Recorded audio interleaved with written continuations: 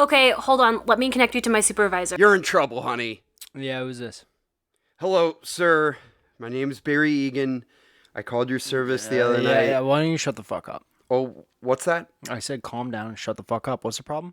The problem is, if you give me a chance to explain, is that girl I was just speaking with has been threatening me, and 4 blonde gentlemen attacked me, and smashed my car, and hurt my girl. All right, go fuck yourself. That shit has nothing to do with me, all right? I run a legitimate business here. Listen to me. What's your name, sir? Answer me! What's your name, asshole? I'm Barry Egan. How should I know? You could be anybody, fuckhead. You're a bad person. You have no right taking people's confidence in your service. You understand me, sir? You're sick. Shut up! Shut the fuck up! Shut up, will you? Shut up! Shut up! Shut up! Shut up! Now, are you threatening me, dick? Why don't you go fuck yourself? Oh, you... you fuck! Did you just say go fuck yourself? Yes, I did. That wasn't good! You're dead! Gentlemen, you can't fight in here. This is the war room. You can't handle the truth. King Kong ain't got shit on me. I am the third revelation. I am so much crazier than you. I am the one who knocks. Go ahead. Make my day. Best thing, big boy, huh? That's Brock. Fucking Everybody on? Good. Great. Grand. Wonderful. Hello. Welcome to Facing Off. This is a podcast where we take 2 movies we find to be similar in some way, and we compare, contrast, and rate them. Today we are doing Uncut Gems versus Punch Drunk Love. My name is Gabe. What's up, Nick? My other co-host. Hey, man. My other co-host. Yeah. We are happy to be bringing these to you and hope that this is some respite from the world that is the world around us. Yeah, I think at this point we need a little bit of entertainment. Not necessarily a distraction, but something that can bring us up and some movies we can analyze. This is the side of fries to your main course of activism. Yeah, agreed. And art is art, and so dope to be talking about these two. Yeah, we paired these two together because they both have 3 syllables. Yeah. Uncut Gems, Punch Drunk Love, and that's the only Adam Sandler. Nope, you did it wrong. Yeah, we'll explain a little bit of why we're doing these 2 movies, but we do want to tell you right now, spoiler alert, we will be spoiling these movies literally in the synopsis. Yeah. So if you haven't seen them, we implore you to do that. Punch Drunk Love right now is on HBO, and Uncut Gems is on Netflix, and they are both great. Not for everyone, but both great. Yeah. Special shout out to Blake, past guest, who absolutely loves Punch Drunk Love. It's like one of his favorite movies, and so I texted him a lot about it. Let's get into it, dude. Give us the synopses of these 2 movies. Yeah, so these are 2 Adam Sandler vehicles that are possibly his 2 best acting performances ever. Yeah, that and Meyerowitz stories. Yeah. So here we go. Punch Drunk Love is the story of Barry Egan, a bathroom supply salesman with anger issues, borderline depressive symptoms, way too many abrasive sisters, and a non-existent love life. However, when Barry meets Lena, an English woman that works with one of his sisters, he finds someone and something to live for. As Barry and Lena's love blossoms, Barry must confront an extortionist mattress salesman, sex hotline operation, and overcome the crippling ones. fear of confrontation. Massive spoilers, spoiler alerts here in Uncut Gems. So if you have not seen Uncut Gems, skip. We're just going to spoil it for the rest of the episode. But Yeah. Don't do this to yourself. It's a great movie. It really is. So stop now. Watch it. Come back. Uncut Gems is the story of Howard Ratner, a New York jeweler with a great deal of debt and a big-ass gambling problem. Speaking of big ass, Howard also has a very attractive socialite girlfriend named Julia, whom he has put up in an apartment in the city while he lives at home with his wife, daughter, and 2 sons. When Howie receives a fairly sketchy delivery of a black opal stone from Africa, NBA All-Star and Hall of Famer Kevin Garnett becomes obsessed with the stone and inspires Howie to gamble profusely. He wins a massive bet, almost, but the loan sharks that he owes money to stop the bet before it's complete. Howie spirals at this point a bit, breaks up with Julia after catching her making out with The Weeknd, and places another massive bet on KG during the NBA Finals. He wins as he locks the loan sharks in his jewelry store during the game, and makes more than enough to pay off the loan sharks. But, in a fit of rage, one of the sharks shoots and kills Howie as the movie ends. And Arnold. And Arnold. Yeah. Gil from Succession. Yeah, Eric Bogosian. Sweet. Both just fucking heart attack movies, essentially. Just constantly on edge and... Just anxiety-driven. Just a lead character who's just caught in some horrible shit. And so that's why we wanted to do them. We are going to break these down using our 5 typical categories, acting, spectacularity, originality, eye candy, and legacy, but actually just switch that, Nick. It's eye candy before originality. Okay. And we are going to rate each of these categories on our 1 to 7 scale, 1 being lowest, 7 being highest, 4 being middle. It's very much in between. Nick, let's get it kicking. Let's get it started. On a Saturday night, let's get it started with acting, and let's talk about Uncut Gems. Funny story about that song that you almost started singing. The party started. That song played on a nonstop loop for like 72 hours on this radio station in my hometown when I was a kid. Did you listen to it? To this day, I vividly remember my dad being like, "Why is this on repeat?" and then turning it off. And then getting home, turning on my radio in my room, and being like, wow, this is just I love that song. I don't know why. And that's like my first introduction to Ali G in the music video. Oh, really? Oh, no. That's, hey, Mr. DJ. Yeah, I think, okay. So acting, by the way, is where we talk about the performances, whether the actors were great in it, whether the writers and directors gave them the tools that they needed to perform at the best of their abilities. Right. So as I said, let's start with Uncut Gems. Nick, why don't you kick us off with acting? Okay, so... Okay, booby. Adam Sandler is phenomenal in this movie. Yeah. Daniel Day-Lewis says that Adam Sandler put forth a masterpiece in Uncut Gems? In Uncut Gems. Daniel Day-Lewis said that? Daniel Day-Lewis said that. That's sick. It's Adam Sandler. Adam Sandler, at least from what I read, says that that's the highlight of his career. That Daniel Day-Lewis says that his performance is a masterpiece in Uncut Gems. That's so cool. I think that's all that needs to be said. He is just a uniquely weird man, and it works even if he's just like such an off-putting individual. Yeah. That's like why it works so well. And everyone is pretty good. Julia Fox is really great. It's her first role. Gil from Succession is pretty okay too. I think he's great. I think he's pretty great. And pretty solid child acting too. Even though his son is son's like really good. A teenager. Yeah. He's not really like a child actor, but he's still really good. I gave it a 6. I didn't want to give it like a perfect 7. I'm right there. I give it a 6. Here's the thing, and we're going to be talking about this especially with Punch Drunk Love. Adam Sandler is like the king of frenetic movies. These movies are frenetic.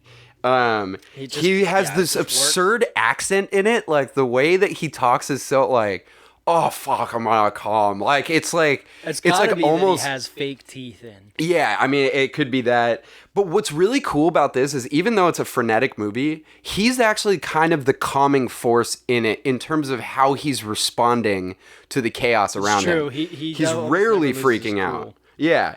Except for when his girlfriend's making out with The Weeknd. And when he blows up at Lakeith Stanfield. Every time he's blowing up at him is when he does that. That's very, very true. He's so clueless and he's constantly ignoring stuff. It's really like a well-written character and he handles it really well. And the Safdie brothers like things to feel chaotic and the characters are always moving and that might be disorienting to some, but Adam Sandler does it in a great way when he's going back and forth in the jewelry shop and he's not really listening to the people around him. him watching and shouting at basketball when literally like the first fucking shot of the game, like tip-off. yeah, but no, I'm not talking about that. When he's in his house, when he does the first bet, and it's like the first few plays, he's freaking out, and even his wife comes in. She's like, "What the fuck are you yelling about? It's the first quarter." Julie Fox is great. She's got that certified 100% pure grade dump truck on her, and she's so good in the scene. She had to go to the DMV and get a new license to drive that thing. That wagon. She is really like without over sexualizing her. She is so good at acting in this. Like when she's outside of the club and yelling at those people. She's a very interesting person. She's like, "That's why you're fucking outside. I was in the club." Yeah. I think KG, one of my favorite athletic like performances. Athlete performances. He's great in it. He's almost making fun of himself, and I love that. He's like he has this obsession in it. He becomes obsessed with a stone. Like mystical signs and shit. It's not even just this. Yeah. And then Lakeith Stanfield and Eric Bogosian are both great. The whole family dynamic. Like I think Eric Bogosian's really good when they're around the family at Passover. Because like Arnold is the outsider in the family. One last or two last people. Idina Menzel, really good. Yeah. Like I didn't think she was that great of an actress because I just never really saw her as herself instead of just singing in Frozen. And she is so good in the scene when she like fake punches him and she's like, "Your fucking annoying face." Yeah. And then Judd Hirsch, like iconic TV actor, perfectly comes in and like he has like 10 minutes of screen time as the grandfather. Oh yeah. Yeah, and he's like a really good actor. So I'm gonna give it a 6 as well. I don't think it's the best. I think that even Adam Sandler, who's really good in it, I can understand why he wasn't nominated because even when he gets to an emotional level and he's crying, it's more funny than it is like sad. Which works. I just didn't think it was like the best performance. It's a good segue into Punch Drunk Love, where his performance is legitimately really sad. It's sad and it's so good. It's like, he's doing so much in this movie. I read a quote that was like, it's like an art house Adam Sandler movie, and it's like it totally is. He's not that much different than Adam Sandler in like just Adam Sandler movies. Oh, totally. But it's just like, oh, but like what if like a person like that actually existed? They'd be really, really weird and depressing. Yeah. And that's what Punch Drunk Love is. It's awesome. I gave it a 5 though because I think Adam Sandler is really great, but I do not like Emily Watson. Oh, really? I just I think it works for her character. Cuz I'm not saying it doesn't work. I'm just saying I don't really like it. So I'm not going to give it a really high. Like it's still an above average score. There are some performances I don't like love, hers being chief among them. And like Adam Sandler's like sister, like I just don't like that actress. Marilyn Radchko? Nah. Who I was in an elevator with in Long Beach. I knew you were gonna talk about that. Gail the Snail. Gail the Snail is not. I don't. No, love I her. think she's amazing in this. It's I think I'm gonna give it a 7 just to piss you off. Yeah, it wouldn't piss me off. I would understand it. Just that not everything works for me. Adam Sandler very much works for me, and the writing and the directing also. Really work for me. There is not enough Philip Seymour Hoffman. That is generally my take on everything, though. I love Philip Seymour Hoffman. But he comes in and does so much in a short amount of time that it's like perfect. And this is before he was a big actor. Shut the fuck up. Blake had told me that the way that I think this role was like essentially written for Adam Sandler, and that like PTA, Paul Thomas Anderson, the director, came to meet him on the set of Little Nicky, and Adam really liked him, and he had just seen Magnolia, which is a great film, and he was already a fan of Boogie Nights, so he hopped on. I'm hovering between a 6 and a 7, but I really think that Adam Sandler is like truly incredible at what he does in this movie because he's pathetic, but he's constantly on edge and you could feel it in every single moment of his acting, and it at times blows up, but even when he blows up, he's so apologetic about blowing up and so hard on himself. He's really good on the date in the like quiet, pathetic way he talks and looks when he's talking to her about his business. Yeah. Then he has a full rage in the bathroom, just breaks everything, has an incredible conversation with the host, the maitre d', who's like, sir, did you like do this? And he just can't admit it because he can't like, he's so ashamed of what he did. And the guy's like, sir, I'm going to crack your fucking head open. He doesn't even yell it, though. He's like, he's, sir, I'm going to crack your fucking head open if you don't. Just get out of here. Yeah. Right now. You know what's like a really good acting scene is when he's on the phone call with his sister in Hawaii and there's the parade around him and he finally loses it at his sister. He's like, you don't fucking care about me. You're always giving me shit. I love when Luis Guzman is like legitimately worried about him and he's about to tell him, but instead of telling him what's really happening, he goes, I got to get more pudding. And then they go to the store and he's like dancing with the pudding, which is like Paul Thomas Anderson was like inspired by a real story of someone who had bought a shit ton of things to get frequent flyer miles. Yeah. There was a guy that the American Airlines had an actual like promotion very similar to the one in this movie. And the dude he spent like $3,000 on like random stuff and he got like 1.5 million miles or something. That's insane. Yeah, it's a hilarious idea. It had to have come from something real. Yeah, I mean, I really like Philip Seymour Hoffman is so good in it, and the scene when they're literally face to face is like, why weren't they in so many more movies together? They had like their chemistry was like off the charts. It was incredible. I do want to say the sisters are really good good, none of them were actors. He fucking found them at a temple, and besides Marilyn Radska, but they're so good in that scene where they keep calling, hey, you remember when we used to call you gay boy? Oh my God, and he's just like loses it, and they're like, oh, and he breaks the window because he finally can't take it, and they're like, oh, way to fucking go, Barry. What is your problem, so psycho? Sad, it is sad, but I honestly, the acting is so good. I'm gonna give it a 7. Okay, wow. I didn't think you were gonna actually do it. That's fine. Go for it. No, I'm gonna give it a 6. I do agree with you. I'm gonna give it a 6, but I'm like close to giving it a 7. Okay, fair enough. Let's go to spectacularity. All right, what are we starting with? Let's start with Punch Drunk Love since we're on it. All right. I gave these both a 6.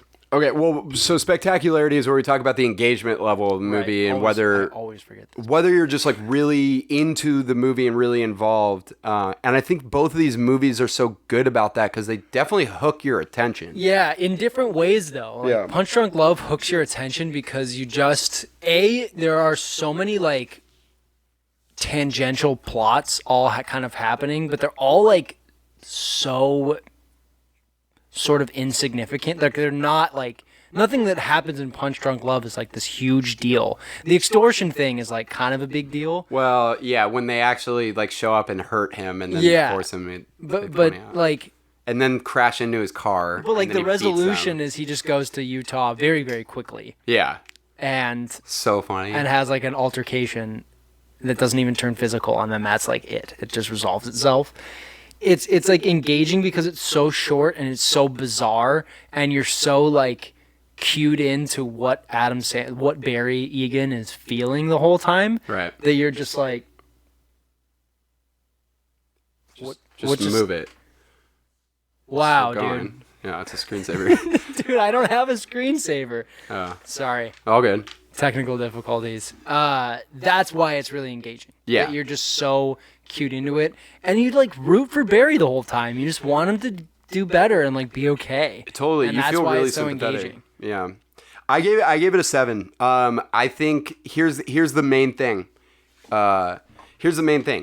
It's an hour and a half. It's so short. It almost feels like a slightly elongated short film. It's kind of like designed to feel like weird short films.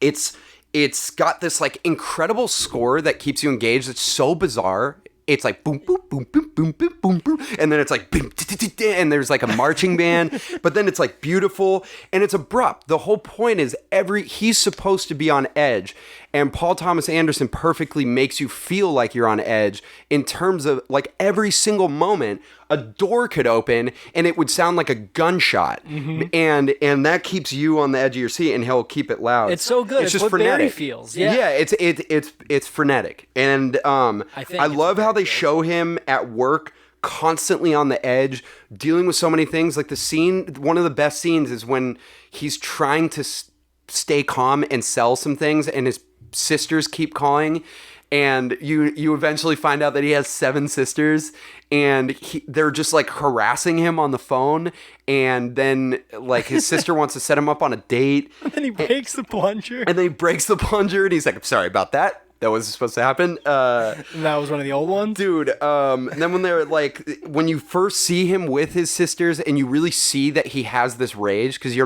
not shown the rage yet, is so good. I think the scene where he first really gets to know Lena, when she comes to the work, and the people are like, as he's doing that, he's getting the phone calls, and they're trying to move they're using the forklift, and they're trying to move the pudding, and it like smashes into something.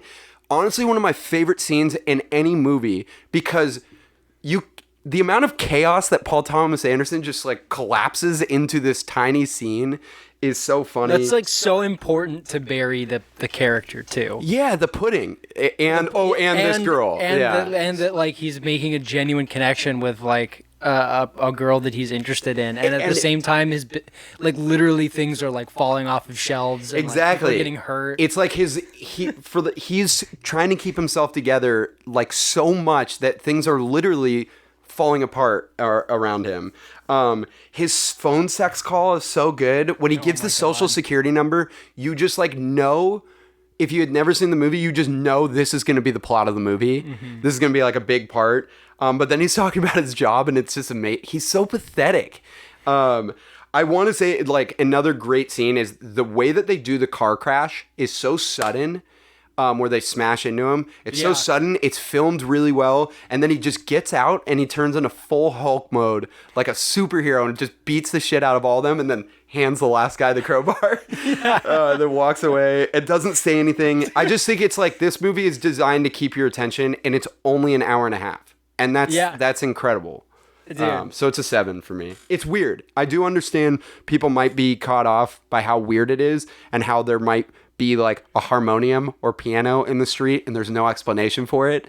But I think that keeps you engaged because you're like, why? Yeah. The whole movie, you're just like, why is this happening? What is going on? Yeah. I don't think it was necessarily for everyone, so I gave it a 6. But I personally, the more I think about it, the more I love it. But, what about Uncut Gems? It's like a white knuckle affair for like 80% of the movie. What, Uncut? Yeah, Uncut Gems, where you're just like, like what is gonna happen? Yeah, that's the a good twist way at of the putting end it. that he dies is just like insane, and it just like the whole thing works so well to keep you focused on what's happening. Again, I don't think it's perfect and for everyone because the style choices that the Safdie brothers put into it are like not for everybody. Yeah, but like there are some scenes, a lot of scenes that are just like edge of your seat good. And not just the ones where he's betting, but like the Idina Menzel scene where she like goes to like she fake punches him. It's such a like real moment, and there's it's just so many real moments. That's a good way of putting it. There's so many like real moments in the movie that it's just like it's awesome. I gave it a 6. I gave it a 6 as well. I'll say why negatively I was bringing it down from a 7, and I do think it's not for everyone.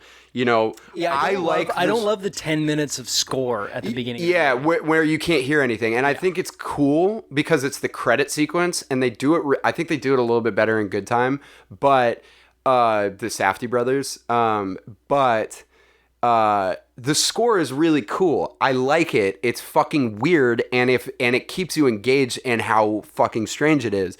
But yeah.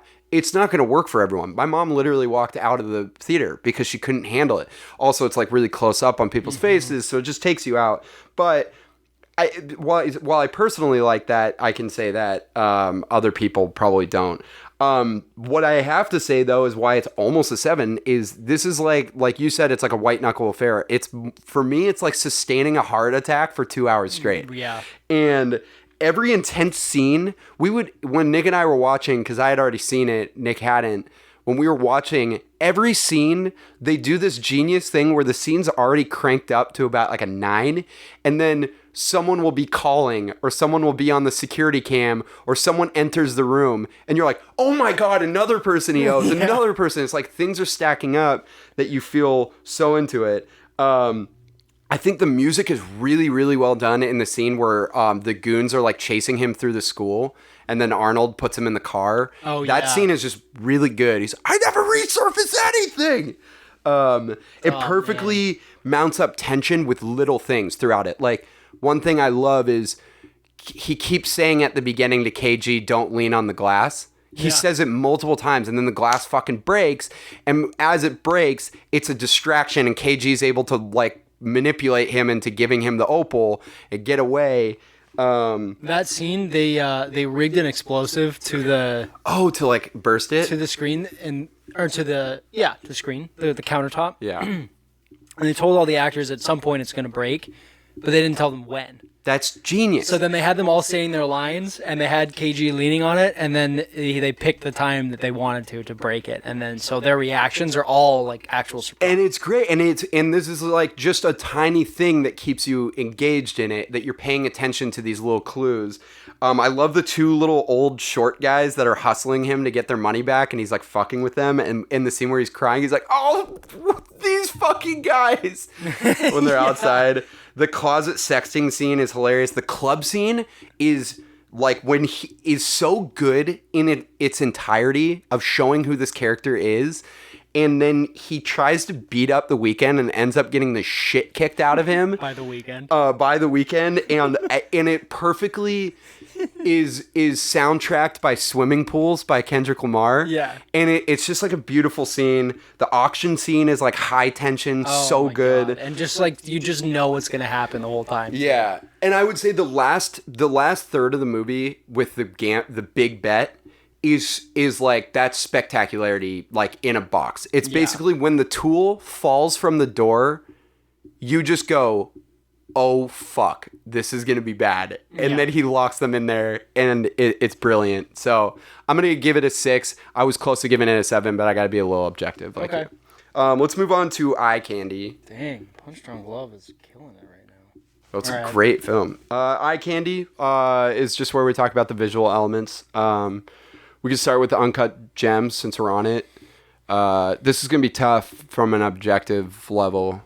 It's a cool comparison, though, because they're both so unique. Yeah. But they're not, like, by the same director or anything like that. No, not same cinematographer or anything, yeah. Yeah. They're unique in their, like, they're uniquely unique. Unique New York. Yeah. Synecdoche, New York. Yeah. Which one are we starting with? Uncut Gems. Like I said, it's not for everyone. It's a unique styling. The Safdie Brothers just do that. I haven't seen many of their films, so you're going to talk about it more. Just watch Good Time. I think you would really like it. I know, I will. But it's on our list. Yeah. It's very confident. The Uncut Gems is very confident in what it's doing. That's a really good way of It putting knows that, like, you can just tell that the movie's like, this is weird, but trust me, it's going to work. And then it does work. It's their style. It's really Yeah. cool. It's like they're almost not even really copying from anyone. It conveys everything that it wants to convey, but it does it in this, like, weird, unique way. But it's not, like, totally out in left field, except for the first 10 minutes when it's just, like, this blaring score that's just a bit too much. Well, and you have to adjust to the fact that they film often very close to people's faces.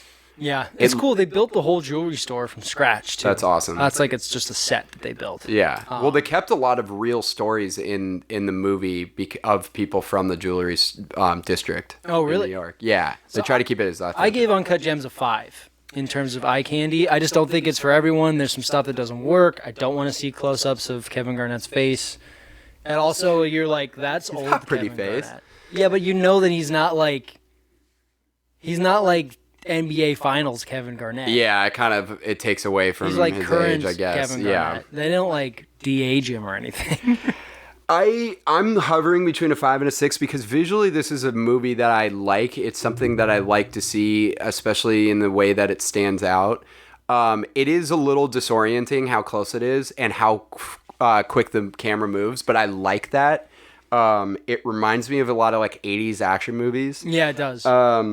They're really good at editing though. And it's Benny Safdie is out of the brothers, he's really good at acting in Good Time, like unbelievably good at acting.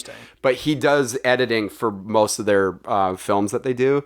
And it's really good. The close up on the faces work in certain moments. There's this really cool editing shot right before Adam Sandler gets put in the trunk. It flashes Arnold's face close up, and then it flashes his face close up. And the fact that you can't go back from where you were here. Yeah. This is like the last straw between them. There's some really... I also think that the getting close up gets you... Your mic is fucked.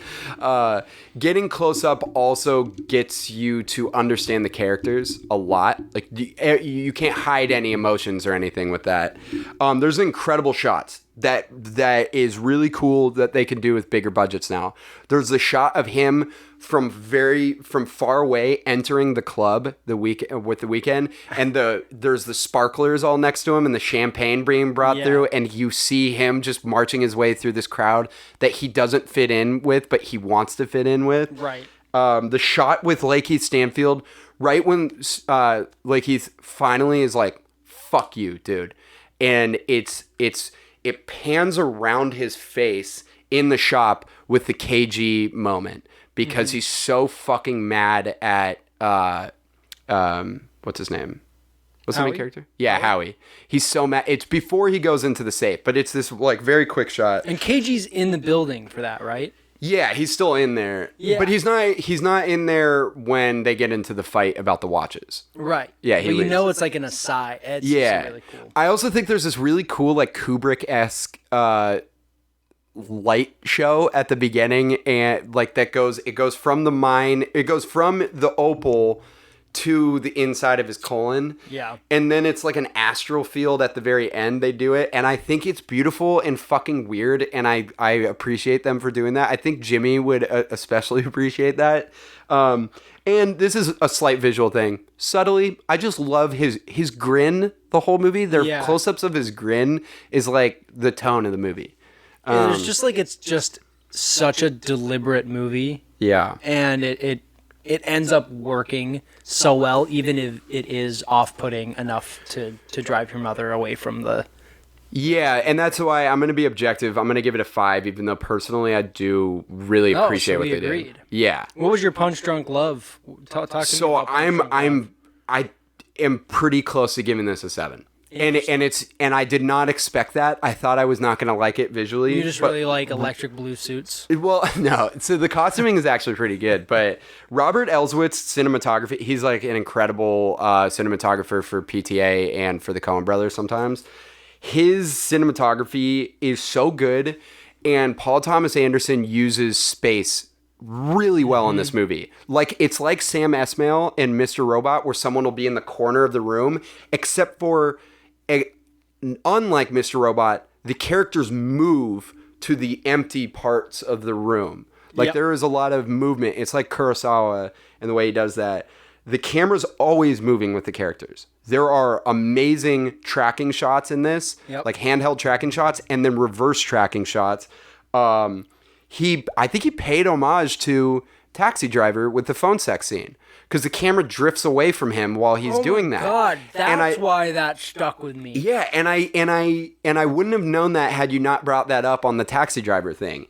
I wrote that scene down specifically. That's totally why. It's because we just watched that. Yeah, and it's brilliant, and the editing is insane. Like, sound editing is really good in this movie, like really, really good to make like harsh sounds come in abrupt. But visual editing, he must have spent, so much of this movie is edited. Yeah. It's a lot of quick shots, and it's not distractingly so. It's more like keep you on the edge of your seat. So yeah, it's like it's really well done to make you feel. I think it's to make you feel like Barry feels. 100%. That's why the editing is that way, because it'll be like he's in a room, and they'll all of a sudden flash cut to a door opening and him jumping, and then you jump because it's loud and abrasive. What did you think? I wrote that this should almost be like ear candy, because Punch Drunk Love like uses all of these cool shots, but it's really more like like the way that the sound is utilized is to like this great effect of like just like really unnerving, and like you just feel uncomfortable for a lot of it because you're supposed to feel like Adam Sandler feels Right. in the movie, or Barry feels in the movie. And yeah, when he's calling or when he's talking to the phone sex operator, there's like this really cool shot where it moves to show him it's to show him like how alone he is. It like moves to like so that he's on one side of the table where he's sitting. That was also a great shot, and then he'll move to the other side of it. It's like it's wrangling the actors to go to certain places. Yeah, like it shows all the negative space, and then you know that he's probably going to move to the negative space, but also the effect is like, oh man, this guy's just like alone. Yeah. This guy just doesn't have anything. He's this desperate. And then he obviously doesn't want to actually have phone sex. He just wants to have someone to talk to who's a woman. Yeah. And it's just like, it's so sad. And he's so desperate that even though he's so nervous and apprehensive about giving his social security number, he's still just like, He's so lonely. 517. Yeah. He's a pushover. Yeah. Also very amazing that Adam Sandler in this movie can just on the spot make his skin turn red. I know. There's a couple scenes where you're like, how is he doing that? It's like he flips on a switch, he just turns red. Has a cool visual element. I gave it a 6. I put 5/6.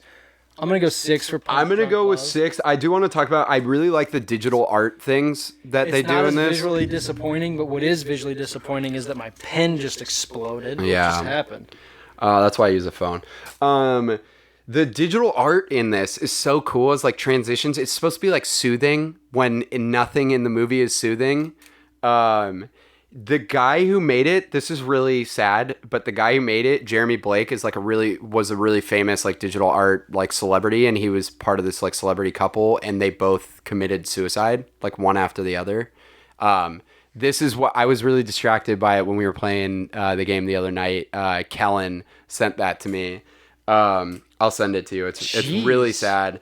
But I think that I really like the digital art display. And if you want to watch more scenes from this movie, there is a deleted scene short film called Blossoms and Blood on because the guy who did the score and soundtrack also like wrote a song or whatever, so it's almost a music video. It's on YouTube. It's like 12 minutes. So anyways, I'm gonna give it a 6. Only because I think there are more beautiful movies that I like with even lower, like Midsommar, I think is an incredible visual spectacle. The movie, Punch Drunk Love has a surprisingly high budget. Yeah, it's $25 million. Yeah. And I don't know. It's just that I think there are some shots in it that I like more than any shots in any other movie. But I don't think it's not as crisp as I would want it, even for like film, if it was on film. So, okay, 6 for me, 6 for Nick. Let's talk about originality. We typically agree. Oh, we have agreed like so much in this. Good. Well, but not quite with Punch Drunk Love. Sort of interesting. Okay, well, because I probably like it a little bit more. Let's talk about originality. So originality is where we talk about how creative the movie was, whether it sticks out in any way in its genres or anything, or if we kind of talk about the writing a lot, and how it stands on its own. Yeah. And that's like a question that we asked is, did it need to be made? Correct me if I'm wrong. These are both original screenplays. Yeah, not based on anything else. Not based on anything. And they are beautifully weird, like original screenplays. Let's start with Punch Drunk Love, which is up right now, 37 to 34. Oh damn! All right. And it's gonna go up a little bit more because I gave it a 7 in terms of its originality. Oh shit! I think I'm gonna move to I was at a 6. I think it's extremely unique. Like I don't know if everyone loves it. Like 7. Julie, we've watched a couple of movies this week where I'm like, I feel bad because she's like, wait, why? And we're gonna watch something that maybe she doesn't want. No, she would like Dark Knight Rises. She was really excited about Dark Knight Rises. Okay, but no, we watched The Assistant last night. I love The Assistant. I thought I told you not to watch it. Oh, no, you didn't. But it's like It's like it kind of reminded me of Punch Drunk Love because it's kind of the same thing. It's like this shorter movie that doesn't necessarily have this like grand point to make or this like grand plot. It's about one person's experience. Yeah, and the little details that go into that. And like it's very detailed, and that's why I think that Punch Drunk is totally unique. Like, Let's definitely talk about The Assistant after I this. don't know of any other film that is quite like Punch Drunk Love that I've watched, and I truly don't think that there's another film I can think of that is exactly like this. It's a masterpiece in making us feel awkward.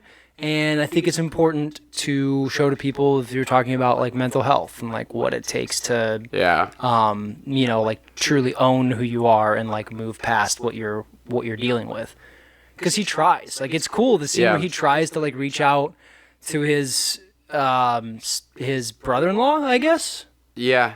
I guess it's his brother-in-law. And he's like, I don't know if there's anything wrong because I don't know how other people are. Yeah. And it's just like this really raw line. And like there's just not a lot of movies like this. I gave it a 7. Dude, that was really well said. I actually am someone that has had issues with like random bouts of just short-fused rage. Never to a degree like him. I mean, I've broken stuff before You ever drunk. ruined any bathrooms in 5-star But not restaurants? like, but I also just like, I don't crank it to 10. But I do have that. And it's like, it is a shitty feeling. And if you feel alone in that way, it's just awful. And he nails that. And I think the movie really nails that. And I also think like what you said was great because it is so wonderfully unique in the way, in a lot of ways. Like I don't think I've ever seen a movie that puts you this on edge that isn't some like thriller. Like Uncut Gems is a thriller. There's a lot of big stakes stuff happening. Punch Drunk Love is technically a comedy. Like, the one thing that's like similar is What About Bob with Bill Murray because of it's not Billy Crystal. It's Richard Dreyfuss's character in that is like so on edge and you know it's going to erupt. But this one is like you're focused on this character who you sympathize with that you don't think is a bad person but has had horrible treatment by his sisters and just society in general. And it's so interesting to have a character that is a pushover with rage. Who's generally successful too. Like, he's generally a relatively successful entrepreneur. Like, yeah, he's doing well. His own business. And he's really proud of it. But the thing is like the dichotomy essentially of having insane amounts of violent rage for a character that is such a pushover is so interesting. It's like they're two sides of the same coin. And he'll do anything to escape his anger. And we were talking about that. And I think that's like really, really well written that is put in there. Everything is so odd and random. It works. It's so rare when that, random. like the way he explains why he wears a suit is so fucking dumb. And it's great. He just says, I don't know, I have a business, thought like I should wear a suit. And then Luis Guzman wears a suit one of the days. Yeah. And I love that, dude. he brilliantly also handles, the PTA really well handles the shittiness of customer service phone calls and just phone calls in general. And it's like, I've never seen it done that well in a movie. So I'm going to give it a 7 as well. We need to get some more pudding. Yeah. What about Uncut Gems for originality? This one's tough for me. It was tough. I was just going to say that. It's like really unique in its style, but it's not necessarily unique for a Safdie film. Am I wrong in saying that? I'm not. I know I've seen it. No, at it least one is. other one. It is? Good Time is more of like crime. This is like, there are criminals involved in it, but it isn't crime. Good Time is like, but they're both similar. Good Time is literally this guy will do anything to like protect his brother, and he does horrible shit all around New York. It's definitely a unique story. Yeah. And it's a unique character piece. I don't think it's as unique as Punch Drunk Love. I think that the stylistic choices are unique, but the actual story's like not that unique. The character isn't super duper unique. I gave it a 6 though, because I do think that the movie needed to be made and is like a valuable movie in the genre. Yeah, I'm going to give it a 6 as well. I think that's a good way of putting it. I think this movie is incredibly unique in terms of plot because there's another really good gambling movie called Win It All with Jake Johnson by Joe Swanberg. It's really good, and but this one, the level of gambling issues that he has is so mounted up, and they give you so many details on it in a non-expository way throughout the movie that it's really great. And I really like the screenplay in that way. It is this is such a refreshing, I'm sure, New York Jewish movie. It is so New York Jew. He's like waiting to announce his divorce to his kids until after Passover is hilarious. There's he says the lines like, Jews and colon cancer. What is that? I thought we were the chosen people. Yeah. All right. Where he's like, one of my favorite lines that's in the trailer is when he's like walking through the jewelry district, and he's like, all right, Larry, what? You're a Jew again? Welcome back. That's just that is Reform Judaism. That makes sense to me. You could see how his horrible I think what's really well written in terms of creativity is how his actions affect the people around him. Yeah. And you can especially see that with his family and where his family aligns. His daughter detests him and takes his mom's side and thinks of him as this disgusting, pathetic creature that she might have looked up to in the past. But even though she lives this wealthy, privileged Jewish lifestyle, she's still fucking mad at him. Yeah. And then it's actually, even though it's a funny scene, it is heartbreaking what he has done to his older son. Because his older son is becoming him, even though he's conflicted when he finds out that his dad was cheating on his mom. Mm-hmm. But such a great scene when he's playing basketball super fucking loud in his room and just slamming shit, and he has all the collectibles in there. God.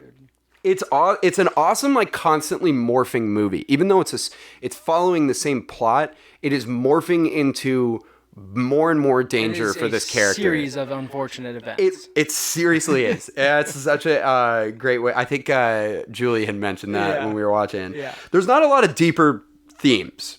No. I'll say that. But I do want to say that I think creative-wise, I think this is one of the best endings I've ever seen to a movie. Absolutely. Because if you think about it, for anybody who walked down and was like, what, they killed him? It's he had to die. He did, yeah. So much shit. He would have won that money and he would have bet it again. He would have kept doing that because that is how bad his gambling addiction is, and that is genius. I'm going to give it a 6. I was close to giving it a 7, but I do think that the not being about much more, besides the colon cancer thing I explained earlier, it's good. It's just not the most creative movie. Right. So interestingly enough, Punch Drunk Love is now up 51-46. Wow. But both really good scores. We have donuts here. Are we going to eat those donuts while we're on air? Yeah. Sick. Bring in the donuts. Well, let's talk about our last category. We'll talk about legacy, and then we'll celebrate with donuts. By the way, if you go to, oh man, I am blanking on the donut name. It's in Santa Monica. It's in Santa Monica. Donuts, Santa Monica.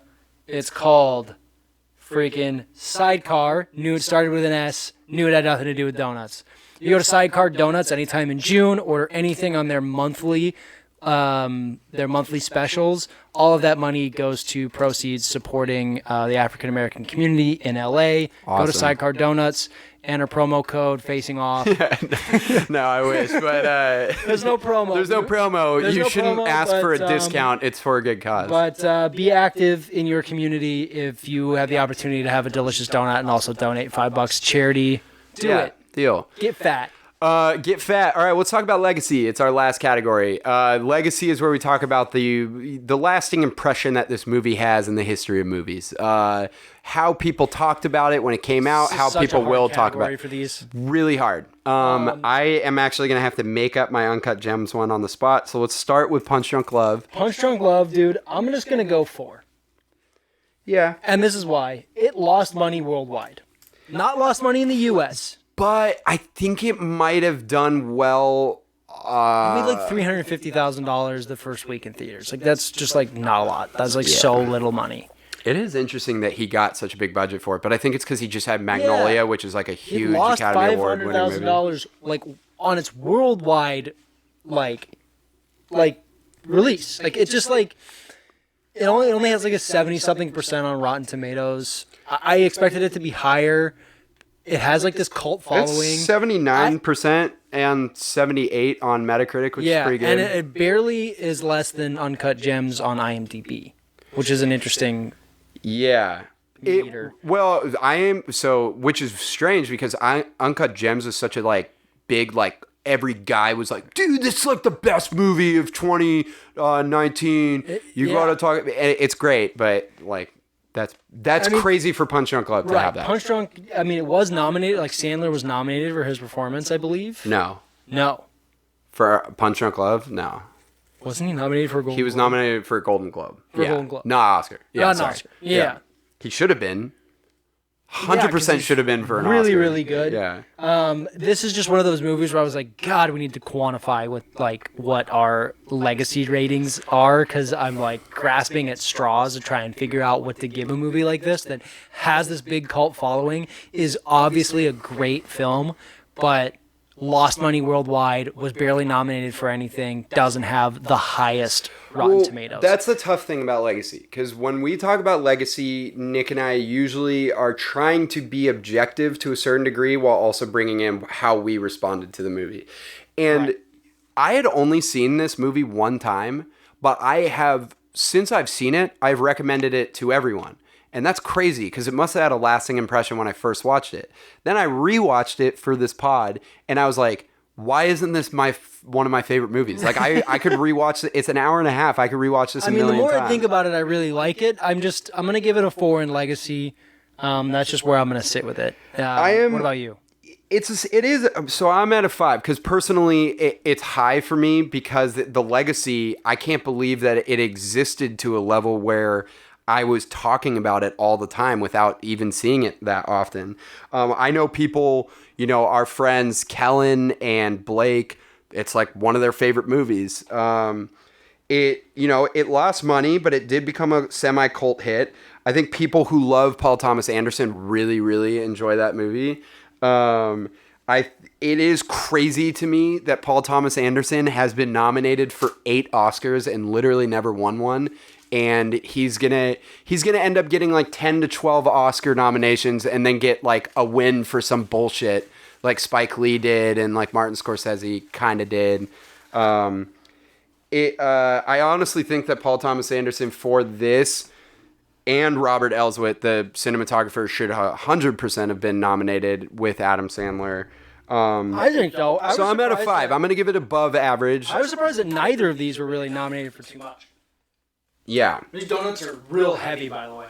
Yeah, oh, thick boys. It's because they're buttermilk cream and they're full These of... donuts are as thick as Julia Fox's butt. Let's talk about Uncut Gems Legacy. Nice transition.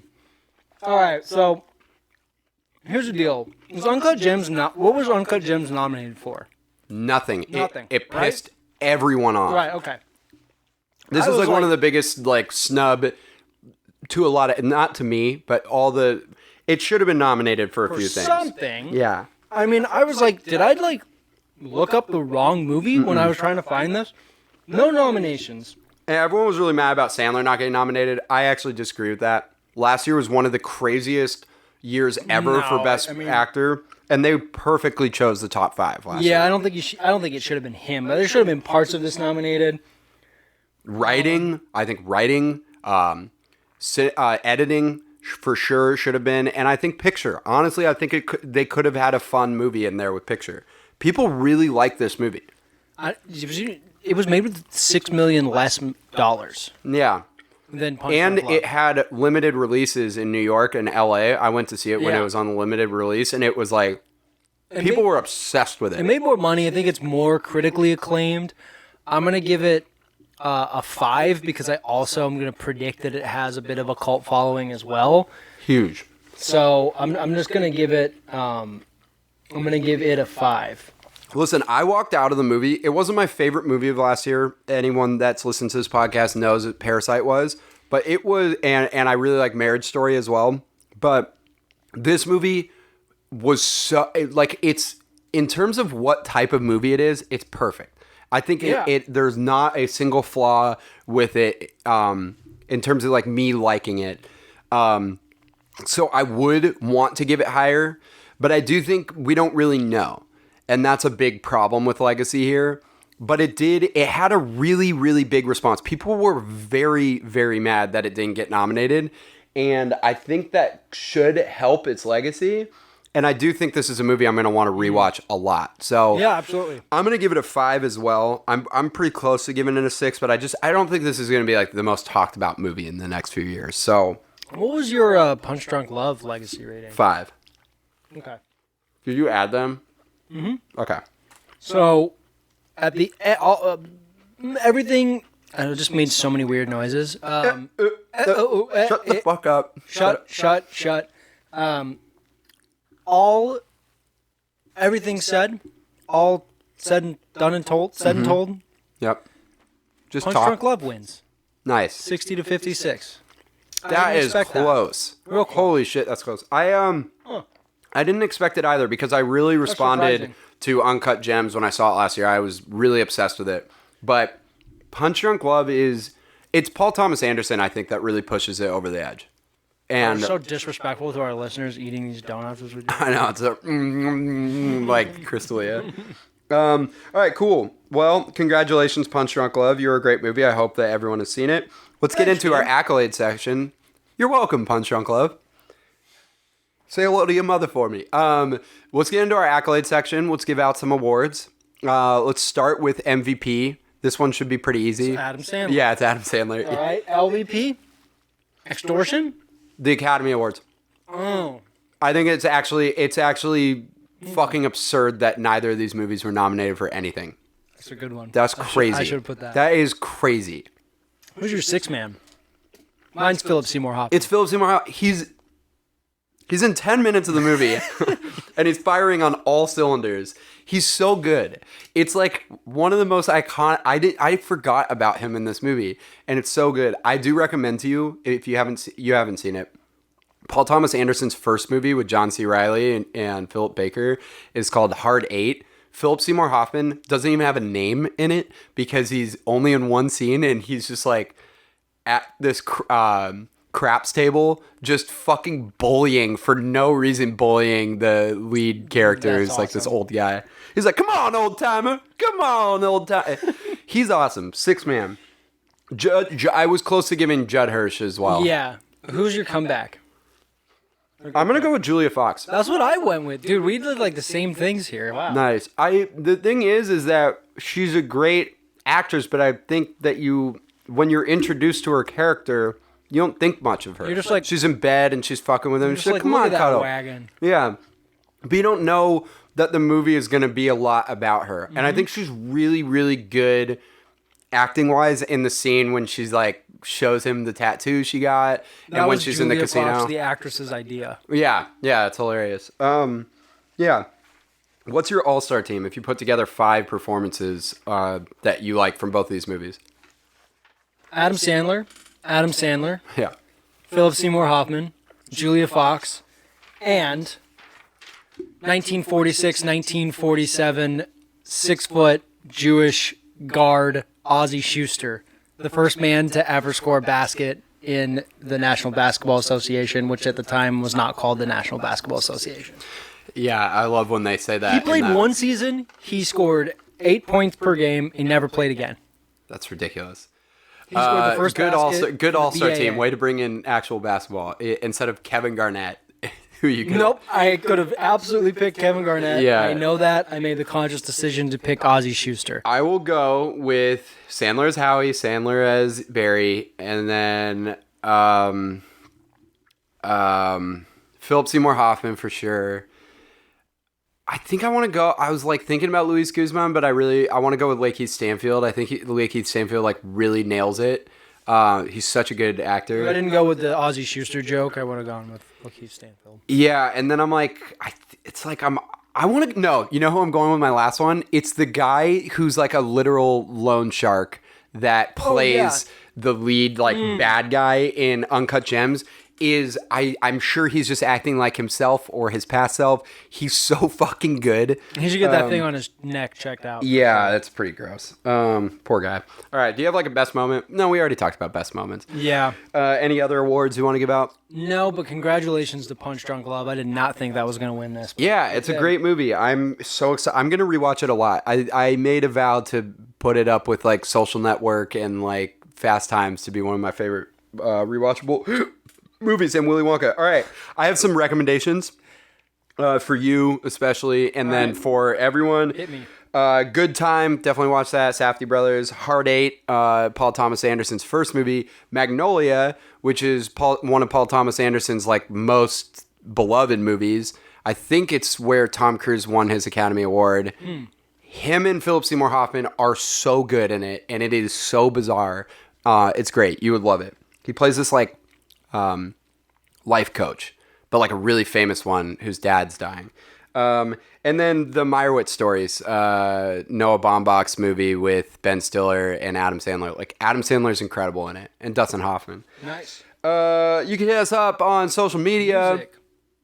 Yeah, music. You can hit us up on social media. We are on Instagram, instagram.com/ Did I say clom again? No. Instagram.com/ facingoffpod. And right now on our Facing Off Instagram, I have put together a list of movies focusing on race issues and police brutality, injustice, and inequality in our country and abroad. And I have some documentaries and shows on there as well. So please go check that out. I put it in the story highlight and it is a post. And please follow us there. And here's something Marty told me that we should do. Hey, if you haven't at least suggested this podcast to one friend, please do that. I would love it if you would share this. Honestly, post about it on Instagram. We would really appreciate it. I think things are really cooking up, and we love you all, and we want to have a big following, and give you guys all like free promos and shit. Absolutely, spread us around. And then twitter.com/facingoffpod. Just look up Facing Off, and then send us emails. Let us know about your ratings of these movies. I know a few of my friends will do facingoffpodcast@gmail.com. Nick, do you have a send off? This is how I win. Yeah, it's great. And bye-bye. And bye-bye. And bye-bye. And bye-bye, you stupid motherfucker. That was a great one.